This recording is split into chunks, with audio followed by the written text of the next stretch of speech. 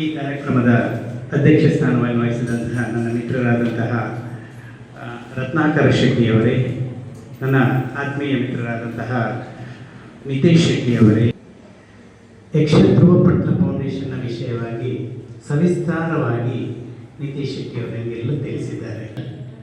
ಅದನ್ನು ಲಕ್ಷಾಂತರ ಯಕ್ಷಧ್ರುವ ಪಟ್ಲ ಸತೀಶ್ ಶೆಟ್ಟರ ಅಭಿಮಾನಿಗಳು ಹಾಗೂ ಯಕ್ಷಗಾನ ಅಭಿಮಾನಿಗಳು ಅದನ್ನು ಪೋಷಿಸ್ತಾ ಬರ್ತಾ ಇದ್ದಾರೆ. ಇದು ಹೇಳಲಿಕ್ಕೆ ನನಗೆ ತುಂಬ ಖುಷಿ ಆಗ್ತಾ ಉಂಟು. ಯಕ್ಷಗಾನ ಅಂತ ಹೇಳೋದು ನಿಮಗೆಲ್ಲರಿಗೂ ಗೊತ್ತು, ಅದೊಂದು ಕಲೆ ಅಂತ. ನಮ್ಮ ಒಂದು ಧಾರ್ಮಿಕ ರೀತಿಯಲ್ಲಿ ನಾವು ಅದನ್ನು ಯಕ್ಷಗಾನವನ್ನು ನಾವೊಂದು ದೇವರ ರೂಪದಲ್ಲಿ ಕಾಣ್ತೇವೆ, ಪೂಜಿಸ್ತೇವೆ ನಾವು ಯಕ್ಷಗಾನವನ್ನು. ಇಂತಹ ಯಕ್ಷಗಾನ ಮಕ್ಕಳಲ್ಲಿ ಕಲಿತರೆ ಏನು ಪ್ರಯೋಜನ ಅಂತ ಹೇಳ್ಬೋದು.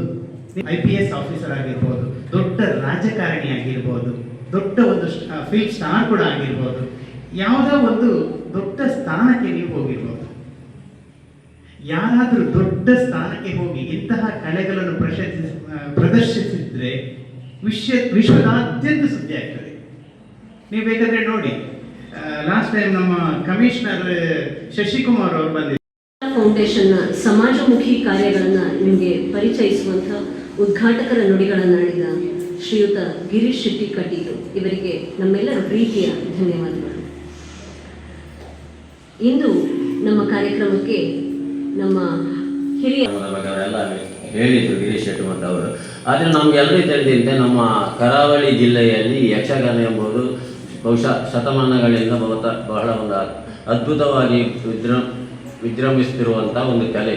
ಈ ಕಲೆಗೆ ಈ ವಿಜೃಂಭಣೆಗೆ ಮುಖ್ಯ ಕಾರಣ ಏನಂದರೆ ಯಕ್ಷಗಾನ ಎಂಬುದರಲ್ಲಿ ಮಾತ್ರ. ಯಾಕಂದರೆ ಅದರಲ್ಲಿ ಕಲೆ ಅಡಕವಾಗಿದೆ, ನೃತ್ಯ ಅಡಕವಾಗಿದೆ ಮತ್ತು ಸಂಗೀತ ಅಡಕವಾಗಿದೆ, ಜೊತೆಗೆ ಅದರ ಮಾತುಗಾರಿಕೆ ಕೂಡ ಅದರಲ್ಲಿ ಅಡಕವಾಗಿದೆ. ಮತ್ತು ನಮ್ಮ ಏನು ಭಾಷೆಯ ಒಂದು ಇದೆ ನೋಡಿ, ಕನ್ನಡ ಭಾಷೆ ಇರ್ಬೋದು, ಆ ಭಾಷೆಯನ್ನು ಒಂದು ಅಭಿವೃದ್ಧಿಗೊಳಿಸುವಂಥ ಒಂದು ಮಾಧ್ಯಮ ಕೂಡ ಆಗಬಹುದು. ಆದ್ದರಿಂದ ಬಹುಶಃ ಇದು ನಮ್ಮ ಜಿಲ್ಲೆಯಲ್ಲಿ ಅತ್ಯಂತ ಅದ್ಭುತವಾಗಿ ವಿಜೃಂಭಿಸುತ್ತಿದೆ. ಜೊತೆಗೆ ಸಂಸ್ಕೃತಿಯನ್ನು, ನಮ್ಮ ಏನು ಸಂಸ್ಕೃತಿ ಇದೆ ನಾವೆಲ್ಲ ನೋಡ್ತೇವೆ ಪುರಾಣದಲ್ಲಿ, ನಮ್ಮ ರಸಮನಕನ ಇರ್ಬೋದು ಅಥವಾ ದೇವರ ಕೃಷ್ಣದೇವರನ್ನೇ ನೋಡಿ, ಅವರು ಬೇರೆ ಬೇರೆ ಒಂದು ಯಾವುದೇ ಒಂದು ಇದನ್ನು ಮಾಡಿದ ಪವಾಡಗಳನ್ನು ಮಾಡಿದರೆ ನೋಡಿದರೆ ನಮಗೆ ಈಗಿನ ಆಧುನಿಕ ದಿವಸದಲ್ಲಿ ನಾವು ನೋಡ್ಬೋದು. ಸಂಜೆಯ ಧೃತರಾಷ್ಟ್ರನಿಗೆ ಅವರಿಗೆ ಯಾಕಂದರೆ ಕಣ್ಣು ಕಾಣುವುದಿಲ್ಲ, ಕುರುಕ್ಷೇತ್ರ ಯುದ್ಧವನ್ನು ನಾವು ಅಲ್ಲಿ ವಿಶ್ಲೇಷಣೆ ಮಾಡ್ತಿದ್ದೆ ಅಂದರೆ ಟಿವಿದು ಅವರಿಗೆ ಯಾವಾಗಲೇ ಗೊತ್ತಿತ್ತು. ಯಾಕಂದರೆ ಅದನ್ನು ಹೇಳೋದು ಯಾವಾಗ, ಈಗ ನಾವಲ್ಲಿ ಲೈವ್ ಫುಟ್ಬಾಲ್ ಮ್ಯಾಚ್ ಇರ್ಬೋದು, ಕ್ರಿಕೆಟ್ ಆಗುವಾಗ ನಾವು ನೋಡ್ತೇವೆ, ಅದು TV, that is also nothing but TV ಅದು.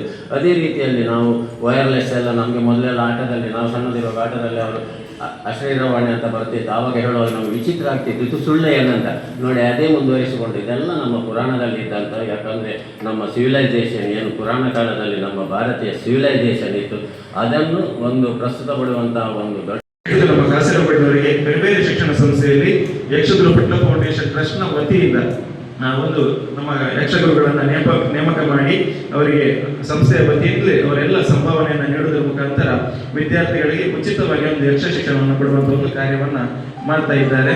ಹಾಗಾಗಿ ಇದೊಂದು ನಿಮ್ಮೆಲ್ಲರಿಗೂ ಕೂಡ ಒಂದು ಸ್ವರ್ಣ ಅವಕಾಶ ಅಂತ ಹೇಳಿದ್ರೆ ಖಂಡಿತವಾಗಿಯೂ ತಪ್ಪಾಗಲಿಕ್ಕಿಲ್ಲ.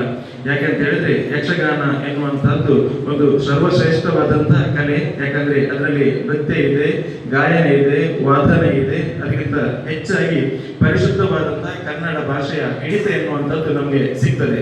ಹಾಗಾಗಿ ವಿದ್ಯಾರ್ಥಿಗಳು ಸೇರಿ ನಾವೆಲ್ಲೂ ನಮ್ಮ ಚಿತ್ತವನ್ನ ಜ್ಞಾನಾರ್ಜನೆ ಕಡೆಗೆ ಜಾಸ್ತಿಗೊಳಿಸಬೇಕೆನ್ನುವಂತ ಮಾತಿದೆ. ಹಾಗಾಗಿ ಇಂದಿನ ಈ ಯಕ್ಷಗಾನ ರಂಗದಲ್ಲಿ ನಾವು ನೋಡಿದ್ರಿ, ಅದು ಕಟೀಲುಮೇಳ ಇರ್ಬೋದು, ಧರ್ಮಸ್ಥಳ ಇರ್ಬೋದು, ಪಾವಂಜಿ ಇರ್ಬೋದು, ಯಾವುದೇ ಯಕ್ಷಗಾನ ಮೇಳವನ್ನು ಗಮನಿಸುವಾಗ ಹೆಚ್ಚಿನ ಕಲಾವಿದರು ಉದ್ಯೋಗದಲ್ಲಿ ಇದ್ದು ಪ್ರವೃತ್ತಿಯಾಗಿ ಯಕ್ಷಗಾನಕ್ಕೆ ಬರ್ತಾ ಇದ್ದಾರೆ. ಹಾಗಾಗಿ ಇದು ಅವರ ಆದಾಯಕ್ಕೂ ಒಂದು ದೊಡ್ಡ ಮಟ್ಟದ ಕೊಡುಗೆಯನ್ನು ನೀಡ್ತಾ ಇದೆ. ಅದರೊಂದಿಗೆ ಯಕ್ಷಗಾನ ಎನ್ನುವಂಥದ್ದು ಸಂಸ್ಕಾರಯುತವಾದಂತಹ ಬದುಕಿಗೆ ಒಂದು ಬಹಳಷ್ಟು ದೊಡ್ಡ ಮಟ್ಟದ ದಾರಿದೀಪವನ್ನ ಕೊಡ್ತದೆ. ಯಾಕಂದ್ರೆ ಪುರಾಣದ ಒಂದು ನಮಗೆ ಮಾಹಿತಿ ಇರ್ಬೋದು, ಬೇರೆ ಬೇರೆ ಪುರಾಣ ಸಂಬಂಧಿತ ಕಥೆಗಳಿರ್ಬೋದು, ನೀತಿ ಪಾಠಗಳಿರ್ಬೋದು, ಒಂದು ಅಗಾಧವಾದಂತಹ ಜ್ಞಾನ ಭಂಡಾರವನ್ನ ಪಡೆಯುವುದಕ್ಕೆ ಯಕ್ಷಗಾನ ಬಹಳಷ್ಟು ದೊಡ್ಡ ಮಟ್ಟದ ಕೊಡುಗೆಯನ್ನು ನೀಡ್ತದೆ. ಬಾಯಲ್ಲಿ ಹೇಳಿಕೊಂಡು ಮಾಡಬೇಕು. ತಗ್ಗ ದೇವಿ ಕಾಲಿನಲ್ಲಿ ನೋಡಿ, ಬಲಗಾಲು ಹೊಡೆಯುವುದು, ಹಿಮ್ಮಡಿಯನ್ನು ಎತ್ತಿ ಪುನಃ ಬಡಿಯುವುದು. ಅದೇನಾ? ತಿಳಿಬೇಕು. 3, 2, 1 ಸ್ಟಾರ್ಟ್. ತಗ್ಗ ದೇವಿ. ಬಲಗಾಲು ಮಾತ್ರ, ಬಲಗಾಲಲ್ಲಿ 2 ಪೆಟ್ಟು. ತಗ್ಗ ದೇವಿ, ಆಯ್ತಾ? ಎಡಗಾಲಲ್ಲಿ ತಗ್ಗ ಜಡ್. Same process. ಬಲಗಾಲಲ್ಲಿ ಏನು ಮಾಡ್ತೀರಿ, ಎಡಗಾಲಲ್ಲೂ ಅದನ್ನೇ ಮಾಡುವುದು. ಸಿಂಪಲ್. ಪುನಃ ಮಾಡಿ. 3 ಬಾಯಲ್ಲಿ ನೀವೇ ಹೇಳಿಕೊಂಡು ಮಾಡಿ. 3 2 1 ಸ್ಟಾರ್ಟ್. ಟಕ್ಕ ಧಿಮ್ಮಿ ಟಕ್ಕ ಜಡ್. 1 ಸೆಕೆಂಡ್. ಧಿಮ್ಮಿ ಟಕ್ಕ ಜಡ್. ಟಕ್ಕ ಧಿಮ್ಮಿ ಟಕ್ಕ ಜಡ್.